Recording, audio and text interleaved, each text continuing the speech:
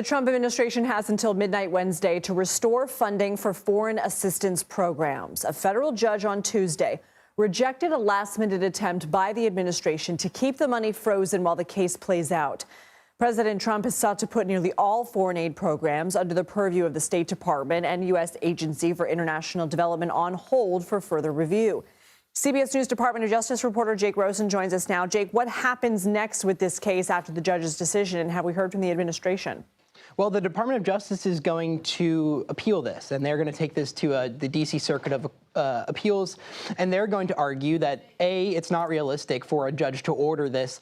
In total, a State Department official wrote in a court filing yesterday, this is $1.9 billion of outstanding money that the USAID and State Department owed before February 13th, when the judge put the initial temporary restraining order on this case. So they argued it's completely unrealistic for them to be paying out that money this fast, especially as Olivia just described. There's a complete pause on everything from government travel to government credit cards.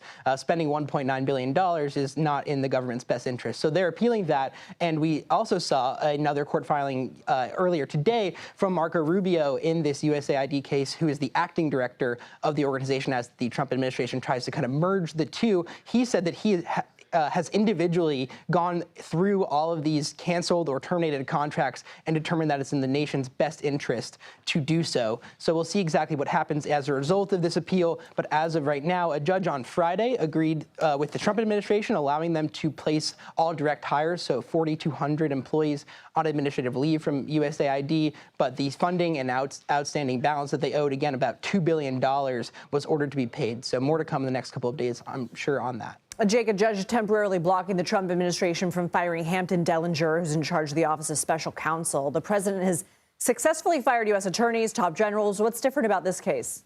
Well, Hampton Dellinger, in his role as special counsel, which is not any kind of legal special counsel like we saw with Jack Smith, this is a special counsel role that protects government watchdogs and enforces the Hatch Act, and can also basically be a proponent of government employees who are suing to keep their jobs in appeals to the Merit Systems Protections Board, which is kind of a government authority to oversee firings.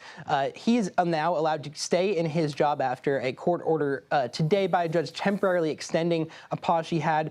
Dellinger will be able to stay in his job until at least Saturday. The Trump administration argued in court that Donald Trump has the authority as president to fire anyone, but the judge and Dellinger's attorneys argued successfully again today, so at least that's 3 different arguments they've won now, that because the nature of the job is appointed by Congress and he nominated by the president and signed into law, basically what his job is half overseer of Congress and half overseer of the executive branch. The judge ruled today, at least temporarily, that President Trump does not have the authority to oversee and fire directly this kind of watchdog, although there really have not been challenges to a lot of these generals being fired and a lot of these mass firing lawsuits. The Trump administration has won, at least for now.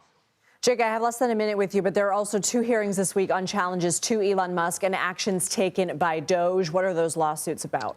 Yeah, the big one that we'll be looking forward to, Lindsay, is the email that Elon Musk sent to government employees and Doge sent to government employees on Saturday for the "What did you do? Please name 5 things" email that went out to many government employees. There's a lawsuit that challenges the constitutionality of doing that. And in the other case, there's another lawsuit challenging Elon Musk's role as administrator of Doge. Now, we know there's been a whole back and forth over whether Elon Musk is officially in charge this week. We'll see what comes out of that. Okay, Jake Rosen, thank you.